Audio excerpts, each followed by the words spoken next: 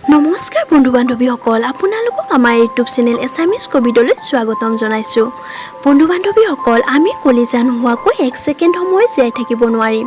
কিন্তু আমাৰ এই বিচিত্ৰ পৃথিৱীখনত এনে কিছুমান প্ৰাণী আছে যিবোৰ প্ৰাণীৰ হৃদপিণ্ড বা কলিজা নোহোৱাকৈ গোটেই জীৱন কটায়।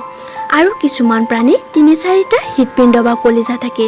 তেতিয়াহ'লে আহকচোন আমি আজি কলিজা নোহোৱা বা অধিক কলিজা থকা কিছুমান প্ৰাণীৰ বিষয়ে আলোচনা কৰিম।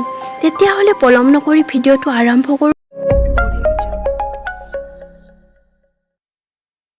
প্ৰথমতে বন্ধু বান্ধৱীসকল, আমি জেলিফিছৰ বিষয়ে আলোচনা কৰিম, যিটোৰ হৃদপিণ্ডটো নাইয়ে, মগজু নাই।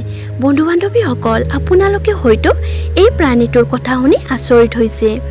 জেলিফিছ ৮ ফুটলৈ দীঘল হয় আৰু ই মহাসাগৰত আনকনচিয়াছ হৈ ঘূৰি ফুৰে।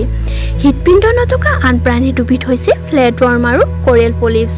কোৰেল পলিপছ দেখাত ফুলৰ নিচিনা, কিন্তু আপোনালোকে কনফিউজ নহ'ব কিয়নো ই এবিধ প্ৰাণীয়ে। অক্টোপাছ হৈছে ৩টা হৃদপিণ্ড থকা প্ৰাণী। অক্টোপাছৰ তেজত বহুত বেছি পৰিমাণৰ কপাৰ প্ৰটিন থাকে, যাৰ বাবে অক্টোপাছৰ তেজৰ ৰং নীলা হয়।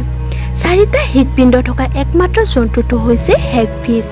হেগফিছৰ এটা মুখ্য হৃদপিণ্ড থাকে, যিটোৱে সৰ্বশৰীৰৰ ব্লাড পাম্পিং কৰে, আৰু বাকী 3টা হৃদপিণ্ডই মুখ্য হৃদপিণ্ডৰ এছিষ্টেণ্ট হিচাপে কাম কৰে। আটাইতকৈ বেছি হৃদপিণ্ড থকা প্ৰাণী হৈছে আৰ্থৱৰ্ম। বন্ধু বান্ধৱীসকল, আপোনালোকে এই প্ৰাণীটোৰ হৃদপিণ্ডৰ কথা শুনিলে হয়তো আচৰিত হ'ব, কিয়নো এই আৰ্থৱৰ্ম প্ৰাণীটোৰ হৃদপিণ্ড 5টা আছে, কিন্তু ইয়াৰ হৃদপিণ্ডৰ আকৃতি তুলনামূলকভাৱে বেলেগ। তেতিয়াহ'লে বন্ধু বান্ধৱীসকল, ভিডিঅ'টো চাই কেনে পালে লাইক, কমেণ্ট আৰু শ্বেয়াৰ কৰি থাকিব। লগতে এই চেনেলটো ছাবস্ক্ৰাইব কৰিবলৈ নাপাহৰিব। ধন্যবাদ।